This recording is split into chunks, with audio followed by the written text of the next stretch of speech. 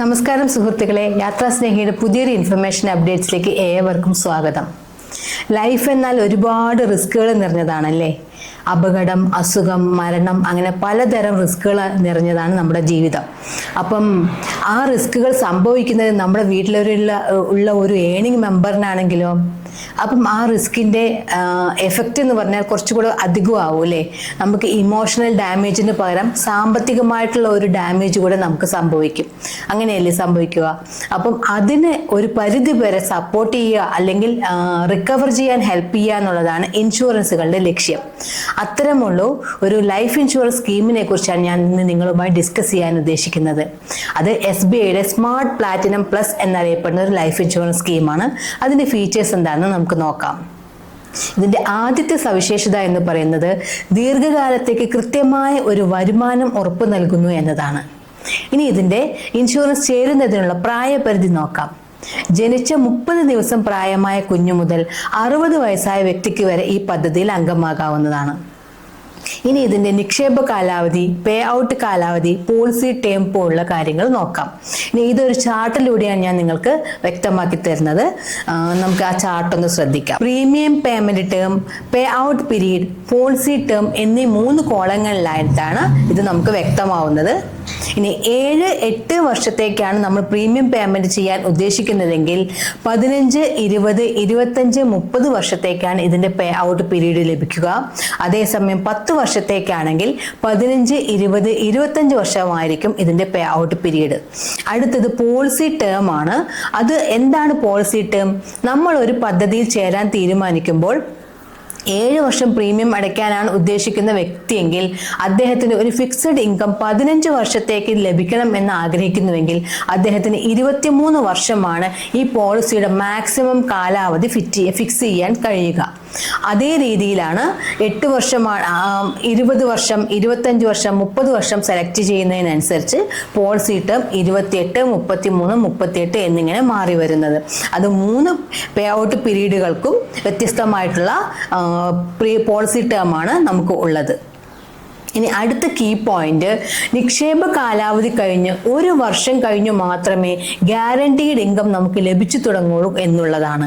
അത് നമുക്കൊരു ഉദാഹരണത്തിലൂടെ പറയാം. 7 വർഷം പോളിസി ടേം പോളിസി പേയ്മെന്റ് ചെയ്യാൻ ഉദ്ദേശിച്ചിരിക്കുന്ന ഒരു വ്യക്തി 15 വർഷമാണ് പേ ഔട്ട് പീരീഡ് എടുത്തിരിക്കുന്നതെങ്കിൽ അദ്ദേഹം 7 വർഷം പ്രീമിയം അടച്ചു കഴിഞ്ഞതിന് ശേഷം 8ാമത്തെ വർഷം മുതൽ സ്വാഭാവികമായി നമുക്ക് അതിൽ നിന്ന് റിട്ടേൺ കിട്ടണം അല്ലേ. പക്ഷെ നമുക്കതിന് 8ാമത്തെ വർഷം റിട്ടേൺ ലഭിക്കുകയില്ല. പകരം 9ാമത്തെ വർഷം മുതലേ അതിൽ നിന്ന് റിട്ടേൺ ലഭിക്കുകയുള്ളൂ. ആ 1 വർഷം നമ്മുടെ ഫണ്ട് വെയിറ്റിംഗ് പീരീഡിലാണ് അവിടെ ഉണ്ടാവുക. ഈ പ്ലാനിൽ 2 ഓപ്ഷൻസ് അവൈലബിൾ ആണ്. Life income, guaranteed income എന്നിവയാണവ.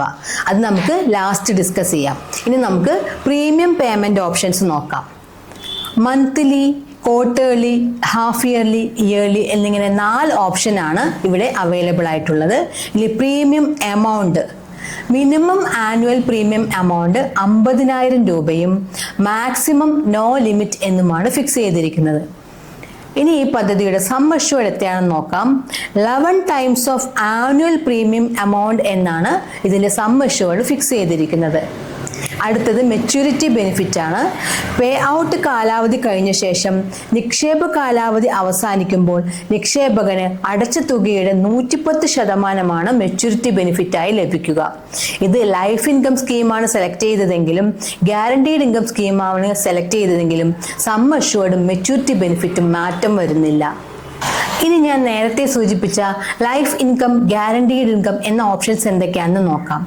Life income options തിരഞ്ഞെടുത്ത ഒരു വ്യക്തി, ഒരു നിക്ഷേപകൻ പോളിസി കാലാവധിക്കുള്ളിൽ എപ്പോഴെങ്കിലും മരണപ്പെടുകയാണെങ്കിൽ അദ്ദേഹത്തിന്റെ സം അഷ്യൂർഡ് തുക നോമിനിക്ക് ലഭിക്കുകയും ആ പോളിസി അതോടുകൂടി അവസാനിക്കുകയും ചെയ്യുന്നു. അടുത്തത് ഗ്യാരണ്ടീഡ് ഇൻകം ഓപ്ഷൻ എന്താണെന്ന് നോക്കാം. ഈ ഗ്യാരണ്ടീഡ് ഇൻകം ഓപ്ഷനിൽ തന്നെ രണ്ട് ഓപ്ഷൻ ഉണ്ട്. അത് ഓരോന്നും നമുക്ക് പരിശോധിക്കാം.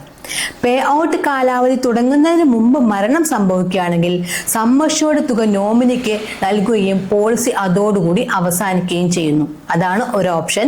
രണ്ടാമത്തേത്, എന്നാൽ പേ ഔട്ട് കാലാവധി ആരംഭിച്ചതിന് ശേഷമാണ് മരണം സംഭവിക്കുന്നതെങ്കിൽ സം അഷ്യൂർഡ് തുക നോമിനിക്ക് ലഭിക്കുന്നതിനോടൊപ്പം തുടർന്നും പോളിസിയിലെ എല്ലാ പേ ഔട്ടുകളും ആ നോമിനിക്ക് ലഭിക്കുന്നതാണ്. ഇനി ഈ പ്ലാനിനെ കുറിച്ച് ഒരു ഉദാഹരണത്തിലൂടെ നോക്കാം.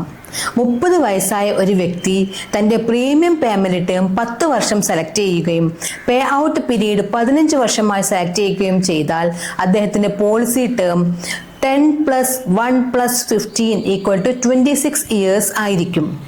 അദ്ദേഹം ഇയർലി പ്രീമിയമായി 3 ലക്ഷമാണ് അടയ്ക്കാൻ ഉദ്ദേശിക്കുന്നതെങ്കിൽ, അദ്ദേഹം ലൈഫ് ഇൻകം സ്കീമാണ് സെലക്ട് ചെയ്തതെങ്കിൽ അദ്ദേഹത്തിന്റെ ഇയർലി പേ ഔട്ട് 2,98,350 രൂപയായിരിക്കും.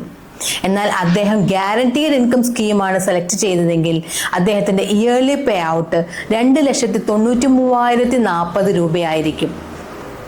ഈ രണ്ട് സ്കീമിലും മെച്യൂരിറ്റി ബെനിഫിറ്റിലും സം അഷ്യൂർഡിലും യാതൊരു വ്യത്യാസവുമില്ല. അത് 33 ലക്ഷം രൂപ തന്നെ ആയിരിക്കും. ഇനി ലൈഫ് ഇൻകം സ്കീം സെലക്ട് ചെയ്ത ഒരു വ്യക്തിക്ക് ടോട്ടൽ പേ ഔട്ട് ലഭിക്കുന്നത് 77,75,250 രൂപയാണ്. അതേസമയം ഗ്യാരണ്ടീഡ് ഇൻകം സ്കീമാണ് അദ്ദേഹം സെലക്ട് ചെയ്തതെങ്കിൽ അദ്ദേഹത്തിന് ലഭിക്കുന്ന ടോട്ടൽ പേ ഔട്ട് 76,95,600 രൂപയാണ്. ഈ പ്ലാനിനെ കുറിച്ചുള്ള കൂടുതൽ ഇൻഫർമേഷൻ അറിയുന്നതിനായും അസിസ്റ്റൻസിനുമായും പദ്ധതിയിൽ അംഗമാകുന്നതിനായും ഞാൻ താഴെ രേഖപ്പെടുത്തിയിരിക്കുന്ന നമ്പറിൽ കോൺടാക്റ്റ് ചെയ്യാവുന്നതാണ്. അപ്പം ഈ വിവരം നിങ്ങൾക്ക് ഉപകാരപ്പെട്ടു എന്ന് വിശ്വസിക്കുന്നു. ഉപകാരപ്പെട്ടു എന്ന് തോന്നുന്നുവെങ്കിൽ തീർച്ചയായും മറ്റുള്ളവരിലേക്ക് ഷെയർ ചെയ്യാനും ചാനൽ സബ്സ്ക്രൈബ് ചെയ്യാനും നിങ്ങളുടെ വിലയേറിയ അഭിപ്രായങ്ങൾ കമൻ്റായി രേഖപ്പെടുത്താനും മറക്കല്ലേ. യാത്രാസ്നേഹി സൈനിങ് ഔട്ട്. നമസ്കാരം.